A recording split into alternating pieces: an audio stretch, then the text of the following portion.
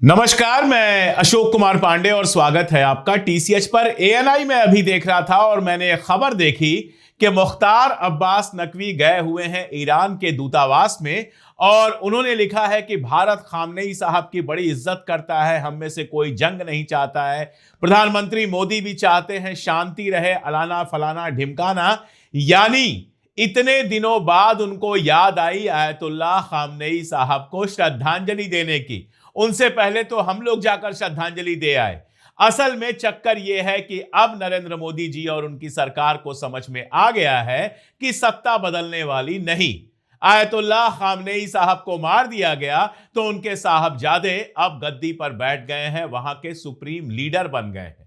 और wall street journal बता रहा है कि अमेरिकी इंटेलिजेंस की खुफिया रिपोर्ट यह कहती है कि अब ईरान में सत्ता बदलने या ईरान पर इजराइल की किसी जीत या अमेरिका की किसी जीत की संभावना बहुत कम है। ईरान में जो सत्ता है वो सत्ता बनी रहेगी, ईरान जैसा चल रहा था उससे बेहतर चलता रहेगा। तो अब शायद नरेंद्र मोदी जी को यह चिंता हो रही हो कि अरे हमने तो बेकार में ही ईरान से रिश्ता खराब कर लिया, जिसको हम बहुत बड़ा समझ रहे थे, जिसके पास जाकर हम समर्थन दे आए थे, जिससे गले मिलाए थे, जिसकी पत्नी के सूट के कलर से अपनी रुमाल का कलर हम मिला रहे थे, और जंग के ठीक पहले जिस इजराइल से हम कह के आए थे कि हम पूरी तरह से आपके साथ हैं, वो इजराइल इस जंग में कहीं से जीतता हुआ नजर नहीं आ रहा।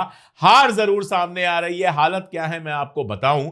मैं एक ट्वीट पढ़ रहा था जिसमें यह बताया गया है कि वहां की एक मिनिस्टर मे गोलान इजराइल छोड़कर भाग गई हैं और अमेरिका चली गई हैं।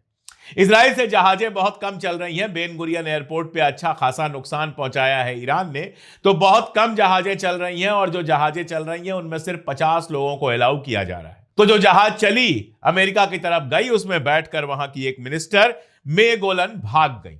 यह कंडीशन है फिलहाल इजराइल में। तो नरेंद्र मोदी जी को लग रहा होगा कहीं हमसे गलती तो नहीं हो गई। खैर, अब गलती हुई कि नहीं हुई यह अलग बात है, लेकिन हार और जीत देखकर दुनिया में दोस्तियां तय नहीं की जाती। दुनिया में दोस्तियां इस बात से तय की जाती हैं कि किस मुल्क से कितना पुराना हमारा रिश्ता है और कौन सा मुल्क हक पे खड़ा है, कौन हमला करने वाला है और कौन समझौते के लिए तैयार था। ईरान तो समझौते के लिए तैयार बैठा था। अच्छी खासी बातचीत चल रही थी। ओमान में बातचीत हुई, जिनेवा में बातचीत हुई, अगले हफ्ते फिर जिनेवा में बातचीत होने वाली थी, और इन सब के बीच इजराइल ने अटैक कर दिया। कोई भी अगर ऐसा व्यक्ति होता जो हक के साथ खड़ा होता है तो वो खड़ा होकर कहता कि इजराइल ने जो किया वो गलत किया। लेकिन नरेंद्र मोदी और उनकी सरकार अभी तक खामोश है। याद रखिए, मुख्तार अब्बास नकवी सरकार में किसी पोस्ट पर नहीं है। वो भारतीय जनता पार्टी के नेता हैं जिनको अब टिकट नहीं मिलता। भारतीय जनता पार्टी के नेता के हैसियत से वो वहां पर गए हैं, वो सरकार के किसी प्रतिनिधि के हैसियत से नहीं गए हैं। मिस्त्री साहब गए थे साइन करने। मिस्त्री साहब अधिकारी हैं, फॉरेन सेक्रेटरी हैं हमारे। सरकार का कोई मंत्री अभी तक जाकर खामनेई साहब को श्रद्धांजलि देने की भी हिम्मत नहीं कर पाया है। यह बात अलग है कि देश के तमाम दूसरे लोग वहां पहुंचे हैं और उन्होंने श्रद्धांजलि अर्पित की। कांग्रेस की टीम वहां पर गई थी। आज मैं देख रहा था शिरोमणि अकाली दल श्रद्धांजलि अर्पित कर रहा है खामनेई साहब को। पंजाब की विधानसभा में खामनेई साहब को श्रद्धांजलि अर्पित की गई। अलग अलग पार्टियों ने श्रद्धांजलि अर्पित की, लेकिन नरेंद्र मोदी जी की हिम्मत नहीं हुई। वैसे नरेंद्र मोदी जी के किए पर मैंने आपको एक किस्सा सुनाया था। पीएलए के नेता हुआ करते थे यासर अराफात, हम सब उनकी बड़ी इज्जत करते हैं। वार चल रहा था, कुवैत के ऊपर अटैक किया था सद्दाम हुसैन ने, और उस समय वो सद्दाम हुसैन के पास पहुंच गए थे समर्थन देने के लिए। नतीजा यह हुआ कि कुवैत से फलस्तीनियों को निकाला गया। तमाम अरब मुल्कों ने यासर अराफात की मदद करनी बंद कर दी, और फाइनली यासर अराफात कभी वैसे नहीं हो पाए जैसे थे। इमरान खान साहब पाकिस्तान के प्रधानमंत्री चले गए थे मिलने पुतिन से। यूक्रेन और रशिया की जंग शुरू होने से पहले नतीजा यह हुआ कि जब वो गिरफ्तार करके जेल में डाले गए तो यूरोप अमेरिका उनके साथ नहीं खड़े हुए।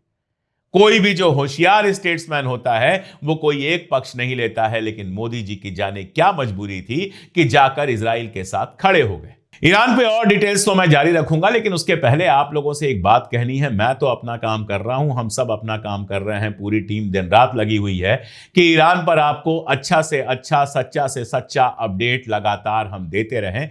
आप भी थोड़ा सा अपना काम कीजिए। अगर चैनल अब तक सब्सक्राइब नहीं किया है तो यह गलत है। चैनल तो कम से कम सब्सक्राइब कर लीजिए ताकि आपको लगातार अपडेट्स मिलती रहें और हमारी ताकत बनिए। बहुत छोटा सा काम करना है, हमारी मेंबरशिप आप ले सकते हैं। स्क्रीन पर आप देख रहे होंगे एक क्यूआर कोड, उसको स्कैन कर सकते हैं। वीडियो के ठीक नीचे ज्वाइन का बटन है। इसके अलावा डिस्क्रिप्शन और पिन कमेंट में हम लिंक देते हैं। ₹3 रोज से भी कम पर आप हमारे मेंबर बन सकते हैं और ये हमें बहुत बहुत ताकत देता है। आप भी थोड़ी सी अपनी वाली कीजिए ताकि हमें ताकत मिले और हम अपना काम लगातार कर सके। आज हालत यह है कि अमेरिका बुरी तरह से परेशान है इस जंग से। आप जानते हैं अमेरिका कोई मुल्क नहीं है, एक बड़ा बिजनेस है। वैसे ही जैसे यूएई कोई मुल्क नहीं है, एक बड़ा शोरूम है, पैसे का एक बड़ा अड्डा है। और हुआ यह है कि ईरान वॉर के बाद लगातार ये ग्राफ आप देख रहे हैं, 28 तारीख से इस ग्राफ में उठता हुआ आप देख रहे होंगे। जो पेट्रोल $67-68 का था एक बैरल, उसकी कीमत बढ़ के $119-120 तक पहुंच चुकी है। यानी 25% का ऑलरेडी इंक्रीज हो चुका है पेट्रोल और डीजल की प्राइसेस में पर बैरल। और उम्मीद यह की जा रही है कि अगर ऐसे ही चलता रहा तो यह $200 पर बैरल, $200 पर बैरल तक पहुंच सकता है। और यह पहुंचने का मतलब है दुनिया की इकोनॉमी का सत्यानाश। आज जब 7 बजे खुलेगा यूएस का मार्केट तो सब जानते हैं कि बड़ी तेज डिप दिखाई देगी। इंडिया के शेयर बाजार की कंडीशन आप देख ही रहे हैं, लगातार गिर रहा है। पेट्रोल डीजल की प्राइसेस बढ़ने का मतलब होता है सारी इकोनॉमी का सत्यानाश। और अमेरिका सब कुछ बर्दाश्त कर सकता है, नुकसान बर्दाश्त नहीं कर सकता। जिस दिन अमेरिकी बिजनेसमैन का नुकसान शुरू हो जाएगा उस दिन वो ट्रंप को एकदम उखाड़ के फेंक देगा। हालत यह है कि ये जो लड़ाई चल रही है, अगर उसकी कीमत आप जोड़ेंगे तो रोज का जो खर्चा आ रहा है वो $1 अरब के आसपास आ रहा है। पहले हफ्ते में $6 अरब खर्च हो चुके हैं। अगर हिंदुस्तानी करेंसी में जोड़ना चाहें तो अब बढ़ के $92 के बराबर $1 हो गया है। यानी इंडिया की करेंसी भी गिर रही है, इंडिया को हर तरह का नुकसान हो रहा है। और अगर अमेरिका का खर्चा आप देखिए तो मैंने आपको बताया कि तकरीबन $1 अरब रोज का खर्च हो रहा है ईरान वार पर। और बदले में क्या मिल रहा है? तेल की बढ़ी हुई कीमतें। 1 इंच जमीन कब्जा नहीं कर सकते, 1 लीटर पेट्रोल डीजल वहां से उठा नहीं सकते, ईरानी हाथ नहीं रखने देंगे। बीच में खबर आ रही थी स्पेशल ऑपरेशन ग्रुप जाएगा और उनके एटॉमिक सेंटर पर जाकर जो उनका यूरेनियम है वो उठा लाएगा। चोरी करने के अलावा अमेरिका और इजराइल को आता क्या है? आज मैंने सुबह ट्विटर फेसबुक पर ऐसे ही बताया कि तेल अवीव की कुल जो उम्र है वो 78 साल की है। 1948 में तेल अवीव बना। और कैसे बना? एक पुराना फलस्तीनी गांव था, उसको उजाड़ कर बना तेल अवीव। और अगर तेहरान की बात देखेंगे तो पर्शिया की राजधानी बने ही उसे तकरीबन 300 साल हो गए। और इतिहास में जाएंगे तो तकरीबन 5000 साल पुराना इतिहास है तेहरान का।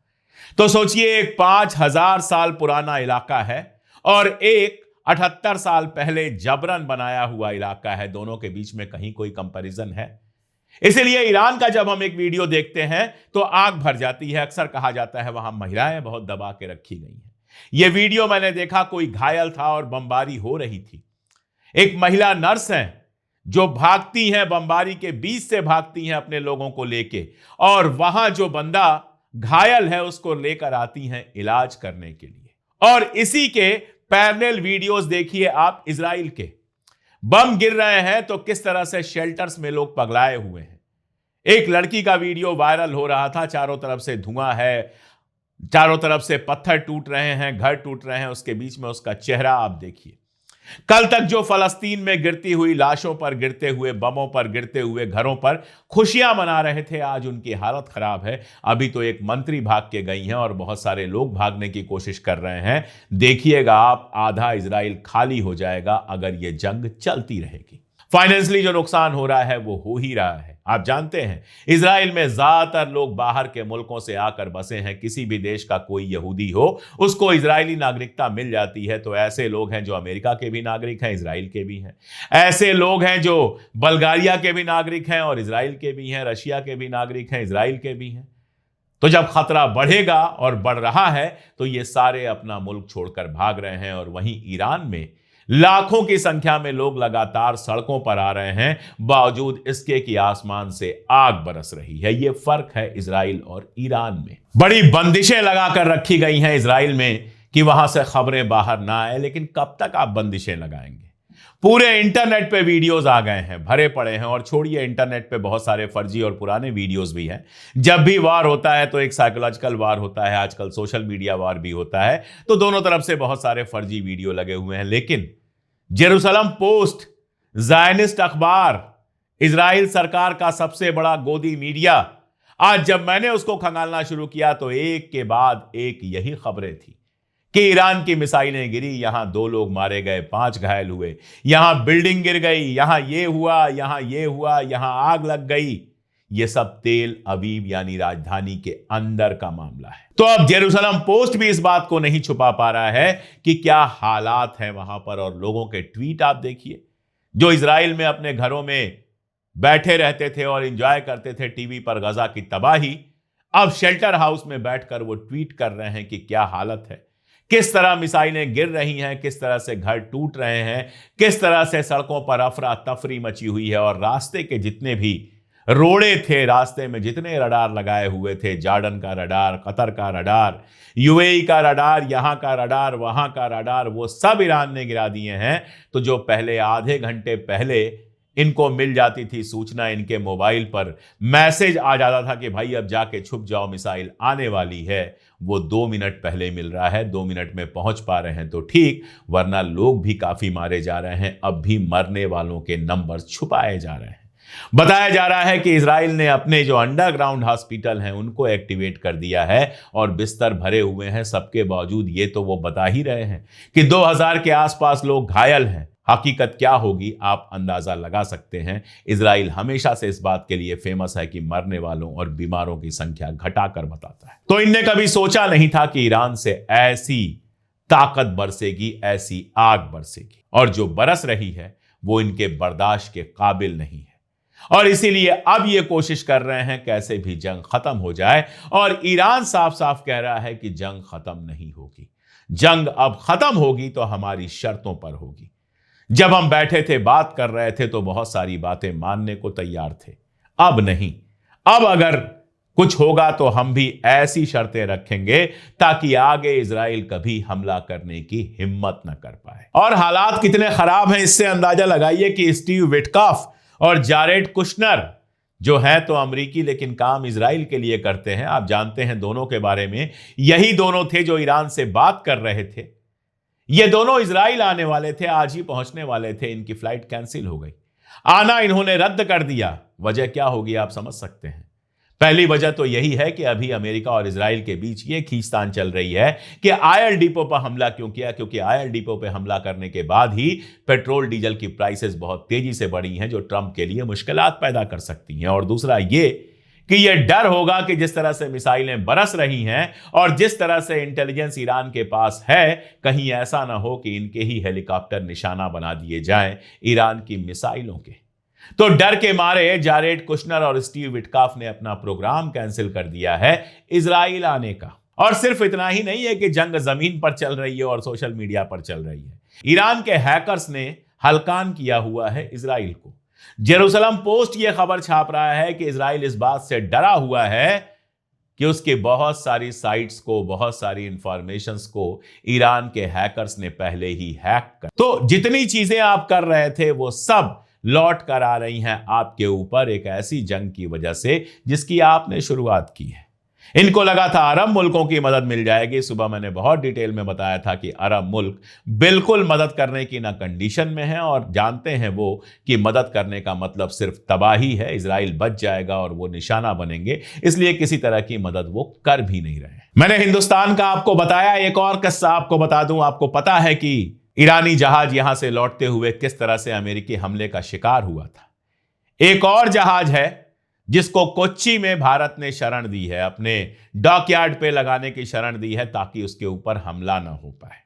ईरान को खुश करने की ऐसा लगता है छोटी मोटी कोशिशें तो जारी हैं, और ईरान भी हिंदुस्तान से कोई बड़ी दुश्मनी कभी नहीं लेना चाहेगा। वो जानता है कि पाकिस्तान और सऊदी अरबिया के बीच में जो रिश्ता है, उसके चलते सऊदी अरबिया पाकिस्तान के ऊपर प्रेशर बना रहा है कि वो ईरान के ऊपर प्रेशर बनाए या ईरान के ऊपर हमले करे या इस तरह का कुछ करे। ऐसे में ईरान को भी भारत की जरूरत है। अभी ईरान के जो उप विदेश मंत्री आए थे, मुझे लगता है अंदर अंदर कुछ बात हुई है, और ऊपर से जो नुकसान कर चुके हैं नरेंद्र मोदी भारत की इमेज का, इजराइल जाकर हाथ मिलाकर जंग के ठीक पहले समर्थन जताकर अंदर अंदर से ईरान के साथ भी एटलीस्ट मिनिमल रिश्ते बनाए रखने की कोशिश की जा रही है। खैर, राजनेता अपनी जाने, नेता लोग अपनी बात जानते हैं। नेता लोग क्या सोचते हैं, क्या प्रेशर है उनके ऊपर, वो जाने। लेकिन हिंदुस्तान की आवाम का बड़ा हिस्सा खड़ा है ईरान के साथ, अपने उस पुराने दोस्त के साथ जिसने मसला कश्मीर पर हमारा साथ दिया, जिसने जब सैंक्शन लगा था तो हमें उधार तेल दिया, बिना पैसा लिए तेल दिया, और जिसके कल्चर से हमारा कल्चर 5000 सालों से जुड़ा हुआ है। और वक्त यही साबित कर रहा है कि इस जंग में इजराइल और अमेरिका के जीतने की सारी संभावनाएं धीरे धीरे करके खत्म हो रही हैं। ईरान तबाही झेल चुका है, लेकिन मिट जाना बेहतर है, चोटिल होना, घायल होना बेहतर है। बुरा है झुक जाना, और ईरान झुकने के लिए बिल्कुल भी तैयार नहीं है। अपनी पूरी ताकत लगाकर लड़ रहा है, और यकीन जानिए कि फतेहयाब वही होगा। आज के लिए इतना ही, शुक्रिया।